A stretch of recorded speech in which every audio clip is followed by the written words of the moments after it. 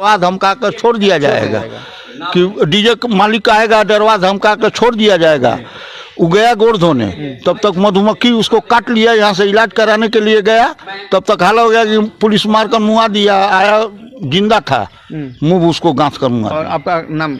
हमारा नाम अशोक कुमार, हमारा नाम अशोक कुमार, मुखिया शिकारपुर। वो बहुत सारे जनप्रतिनिधि जो हैं वो एक तरह से थाने के दलाल बन गए हैं, और ये थाना जो है वो एक तरह से दलालों के माध्यम से ही चल रहा है, थानेदार उसको नहीं चला रहे हैं, जिसका नतीजा आप देखते हैं कि 781 लोगों का लिस्ट जो है वो पुलिस के पास कहां से पहुंच गया।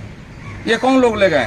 तो ये तो थाने के दलाल हैं जो दिन रात थाने की दलाली करते हैं। ये तो जो बात वो कह रहे हैं कि पुलिस अभिरक्षण में लोगों ने उसको गांथ के मार दिया, तो ये कुल मिला करके बात तो वहीं पहुंच जाती है कि पुलिस कस्टडी में मौत का ही बात आ गया। जब पुलिस कस्टडी में है तो उसकी रक्षा की जवाबदेही तो पुलिस की है। तो कुल मिला करके बेतिया पुलिस तो करिए मधुमक्खी ने काट के मारा। कुल मिला के वो पुलिस को बचाने की बात कर रहे थे, तो उनकी ही बात से फिर पुलिस पर ही इल्जाम आ जाएगा ना। तो ऐसे प्रतिनिधि जो हैं वो बहुत सारी चीजों को नहीं समझते हैं कि वो क्या बोल रहे हैं। वो समझ रहे हैं कि हम पुलिस की दलाली कर रहे हैं, लेकिन वो उनका बयान जो है वो पुलिस के खिलाफ ही चला गया ना, कि पुलिस कस्टडी में पुलिस के पास आदमी है, उसको जनता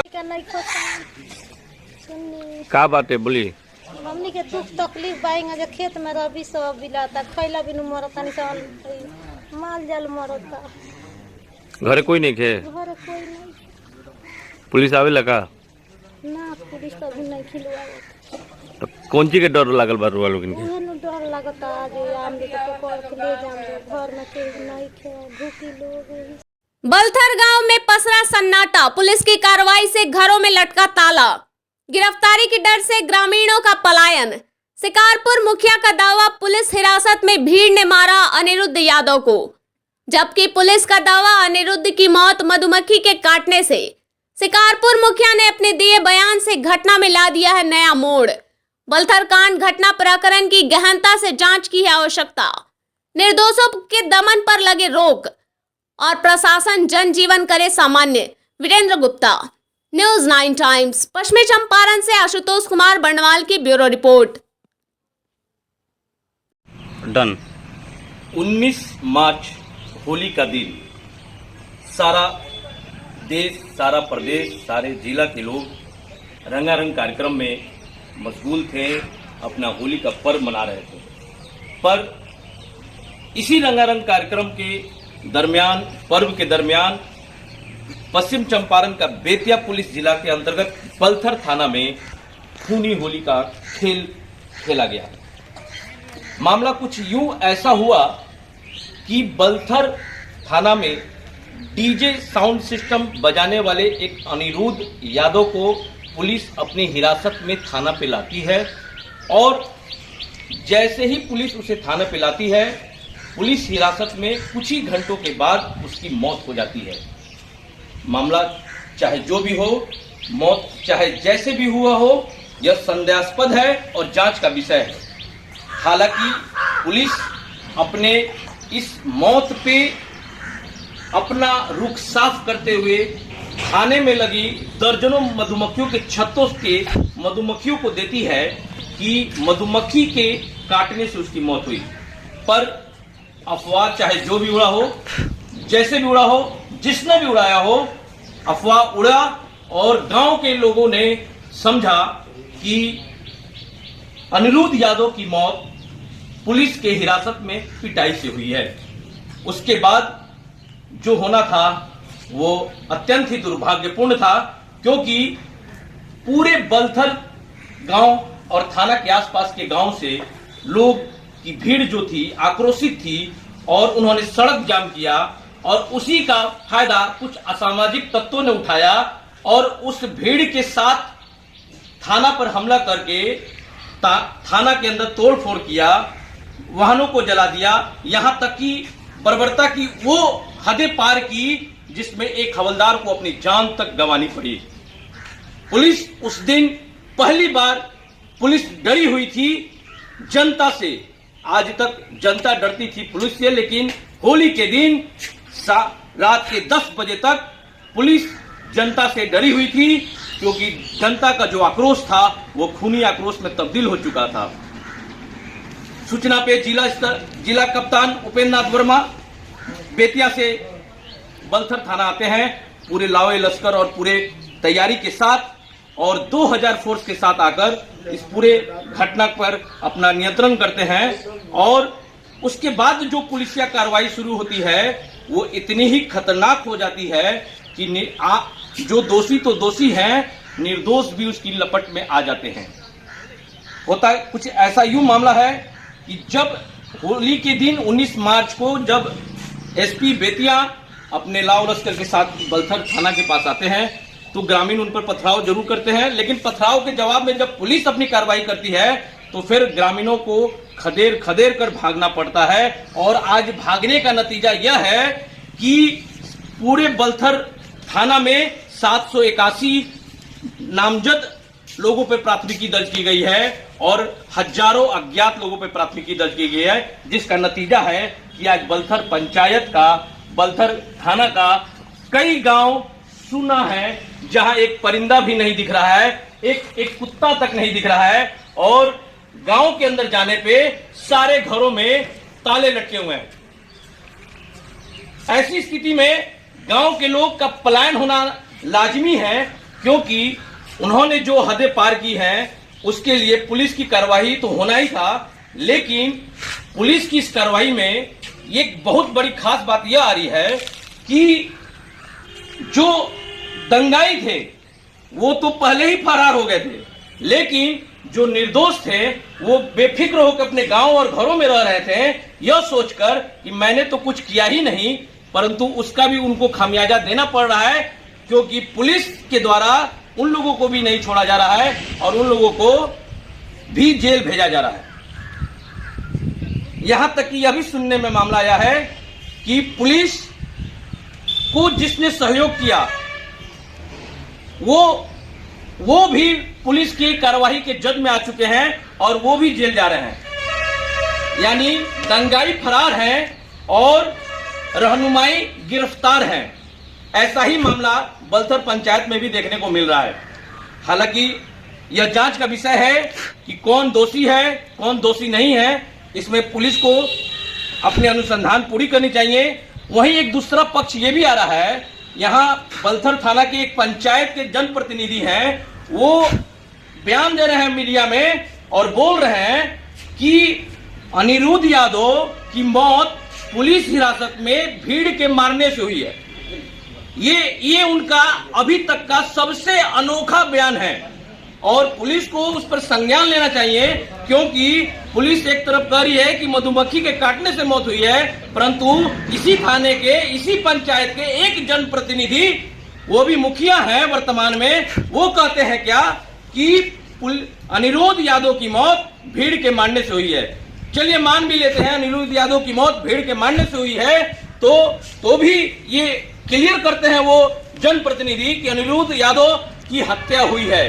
तो पुलिस को इस हत्या की जांच करनी चाहिए, पुलिस को इस हत्या की प्राथमिकी दर्ज करनी चाहिए और उस जनप्रतिनिधि के भी संलिप्तता की जांच करनी चाहिए, क्योंकि उन्होंने यह बयान जब दिया तो उनके आसपास पुलिस के कुछ सिपाही वर्दी में मौजूद थे और ऐसी स्थिति में ये लगता है कि वो इस घटना के चश्मदीद गवाह हैं और इस घटना के बहुत कुछ जानते हैं। ऐसे में उनकी भी संलिप्तता की जांच होनी चाहिए और पुलिस से ये निवेदन है कि ये निर्दोष लोगों को बिना जांच किए गिरफ्तार करने की कार्रवाई पर रोक लगाते हुए जो दोषी हो, जो दंगाई हो, उन्हें गिरफ्तार करके जेल भेजा जाए। न्यूज़ 9 टाइम से आशुतोष कुमार बंडवाल की ब्यूरो रिपोर्ट। इसका अभी आप लोगों ने देखा, आप लोगों में से कुछ लोग हमारे साथ भी थे कि कैसे बलथर और आर्या नगर की पूरी गलियां सुनी है और जो बूढ़ी महिलाएं जिनके भरोसे लोगों ने घर छोड़ दिया है, पूरे घर के लोगों ने, वो बूढ़ी महिलाएं जो है भूख से बेहाल हैं, उनको कोई खाना देने वाला नहीं है और लगता है कि उनकी पूरी भूखमरी आ जाएगी। तो ये हालात बना दिया है यहाँ पुलिस खौफ ने और हम समझते हैं कि ये अंग्रेजी ज़माने में जैसे होता था कि किसी पुलिस थाने के खिलाफ कोई कार्रवाई कर दिया तो पूरे गांव को उसका शिकार बना दिया जाए और हम समझते हैं कि यहाँ जो हुआ है कि बलथर थाने की घटना को लेकर के और 781 लोगों को झूठे मुकदमे में फंसा करके पूरे आतंक और दहशत में पूरे लोगों को डाल दिया गया है। लोगों का जो पूरा मसूर का खेती है, तीसी की खेती है, वो खेतों में पूरा वो नष्ट हो रहा है, वो पूरा खेतों में बर्बाद हो जाएगा, पूरा एक सीजन लोग का ख़त्म हो जाएगा, जो कृषि व्यवस्था है पूरी वो तरह से चौपट हो जाएगी। हम इस लिहाज से ये मांग करते हैं पूरे प्रशासन से कि यहाँ जो पूरा पुलिस का खौफ है वो पूरा पुलिस का खौफ ख़त्म करे और यहाँ सामान्य जनजीवन को बहाल करने के लिए वो पूरे माइक से यहाँ घोषणा करावे, ऐलान करावे और ये घोषित करे कि निर्दोष लोगों पर कोई कार्रवाई नहीं होगी। सभी लोग आकर के अपने गाँव में रहें, अपनी खेती बाड़ी करें, अपने माल मवेशियों को देखें। यहाँ 20 गाँव में लोग माल मवेशी लेकर के यहाँ से गए हैं, अपने बाल बच्चों से के साथ गए हैं, उनके रिश्तेदार, उनके मित्र तमाम लोग परेशान हैं कि कैसे ये समस्या समाधान होगा। 6 दिन हो गया, 6ठा दिन है, पूरे तौर पे यहाँ की गलियाँ सुनी है। हम पूरे प्रशासन से मांग करते हैं कि इस पूरी कार्रवाई में जो लोग दोषी हैं केवल उन्हीं लोगों पर कार्रवाई हो और 781 जो लोग हैं उसमें से अधिकांश निर्दोष हैं। उसमें से 20-25 जो लोग हैं जो मॉब लिंचिंग की राजनीति कर रहे हैं, उन मॉब लिंचिंग की राजनीति करने वालों पर सख्त कार्रवाई हो और पूरे समाज को, पूरे गांव को प्रताड़ित करना, पूरे समाज को दंडित करना, ये प्रशासनिक कार्रवाई जो है अपराधपूर्ण है। सरकार अपनी इस प्रशासनिक कार्रवाई पर रोक लगावे अविलंब और भाजपा जदयू का राज जो है वो पूरे तौर पे पुलिस कस्टडी में मौत का राज बन गया है। अभी आप लोगों ने अखबारों में देखा होगा कि कैसे पटना सिटी में पुलिस कस्टडी में मौत हुई। वहाँ कोइलवर थाने में, आरा के कोइलवर थाने में अर्जुन माझी की शराब के नाम पर पकड़ करके ले जा करके और उसकी आपको पुलिस कस्टडी में मौत हो गई, वहाँ हत्या हुई उसकी। आप यहाँ देखें कि यहाँ भी पुलिस कस्टडी में कैसे अमरूद जादव की मौत हो गई। ऐसे तमाम मौतों में सरकार 20 लाख रुपया मुआवजा दे और पूरे परिवार को हर तरह का राहत पहुँचावे। हम ये प्रशासन से मांग करते हैं और साथ साथ ये बीजेपी जदयू का जो राज है, जो मॉब लिंचिंग के राज में बदल रहा है, इस पर सख्त कार्रवाई हो। और मॉब लिंचिंग आज थाने पर हुआ है यहाँ, कल वो समाज पर होगा, किसी अल्पसंख्यक पर होगा, किसी दलित पर होगा, कोई न्याय का बात करेगा उस पर होगा। ये बहुत ही खतरनाक प्रवृत्ति है और इस पर सरकार को अविलंब रोक लगानी चाहिए। और तमाम निर्दोष लोगों को, जो 781 लोग हैं, हम समझते हैं कि उसमें से 750 से ज़्यादा लोग निर्दोष हैं, उन तमाम निर्दोषों की मुक्ति हो और जो केवल दोषी हैं उन्हीं की गिरफ्तारी हो, उन्हीं पर कार्रवाई। सर, आपने विधानसभा में आवाज उठाई तो उस पर क्या प्रतिक्रिया आई सरकार की? हमने विधानसभा में सवाल उठाया, हम लोग बेल में भी गए शुरू में 11 बजे और पूरे बलथर की घटना को लेके नालंदा में एक गरीब आदमी को तेजाब से नहला करके उसकी हत्या कर दी गई है और पुलिस जो है पूरे जो हत्यारे हैं उनके पक्ष में खड़ी है। यहाँ का जो पूरा पुलिस कस्टडी में मौत का कांड और बलथर में जो पूरा आतंक मचा हुआ है हरियाणा में, इन तमाम कांडों को लेकर के हम लोग वहाँ विधानसभा के बेल में भी गए, हम लोगों ने शून्यकाल में भी उठाया, हम लोगों ने विधानसभा के बाहर भी पोर्टिको में हम लोगों ने प्रदर्शन किया। हम समझते हैं कि सरकार इस पर संज्ञान लेगी और इस पर उस समय तो कोई जवाब सरकार ने नहीं दिया, लेकिन इस पर सरकार को संज्ञान लेना होगा, नहीं तो नीचे से हम लोग आंदोलन करेंगे। और हम ये कहना चाहेंगे कि यहाँ हम ये आचार संहिता अभी है, एमएलसी का चुनाव है, इसके बाद जैसे ही आचार संहिता खत्म होता है यहाँ एक बड़ी जनसभा करके पूरा भाजपा नीतीश का जो राज है, जिसमें पूरा जुल्म है, इस जुल्म का पर्दाफाश किया जाएगा और केस मुकदमे की संपूर्ण वापसी हो। इसके लिए एक बड़ा आंदोलन का आगाज किया जाएगा। आपके सिकटा विधानसभा से एक जनप्रतिनिधि का दावा है कि अनिरुद्ध यादव को गांथ कर भीड़ ने मारा। इस संबंध में आप क्या कहना चाहेंगे? देखिए, वो भी पुलिस हिरासत में था, उसको अगर भीड़ ने मारा यानी कि कत्ल करने की वो पूरी तरह से पुष्टि करते हैं कि भीड़ ने उसकी मौत की, उसकी हत्या की है। तो इस संदर्भ में प्रशासन को क्या कार्रवाई करना चाहिए? देखिए, जनप्रतिनिधि जो हैं वो बहुत सारे जनप्रतिनिधि जो हैं वो एक तरह से थाने के दलाल बन गए हैं और ये थाना जो है वो एक तरह से दलालों के माध्यम से ही चल रहा है, थानेदार उसको नहीं चला रहे हैं, जिसका नतीजा आप देखते हैं कि 781 लोगों का लिस्ट जो है वो पुलिस के पास कहां से पहुंच गया। ये कौन लोग ले गए? तो ये तो थाने के दलाल हैं जो दिन रात थाने की दलाली करते हैं। तो कुछ जनप्रतिनिधियों का काम जो है वो थाने की दलाली करना है, सत्ता की दलाली करना है, यही उनकी रोजी रोटी बनी हुई है। अब इसमें वो कुछ ऐसा बात बोल देते हैं जो वो नहीं समझते कि ये उन पर भी पलटवार कर जाएगा, ये उनको ये ज्ञान ही नहीं है। हम समझते हैं कि ऐसे बयान से जनप्रतिनिधियों को, जो लोकल प्रतिनिधि हैं, उनको बचना चाहिए और थाने और प्रशासन की दलाली से बचना चाहिए। उन पर कार्रवाई नहीं होनी चाहिए। ये तो जो बात वो कह रहे हैं कि पुलिस अभिरक्षण में लोगों ने उसको गांठ के मार दिया, तो ये कुल मिला करके बात तो वहीं पहुंच जाती है कि पुलिस कस्टडी में मौत का ही बात आ गया। जब पुलिस कस्टडी में है तो उसकी रक्षा की जवाबदेही तो पुलिस की है।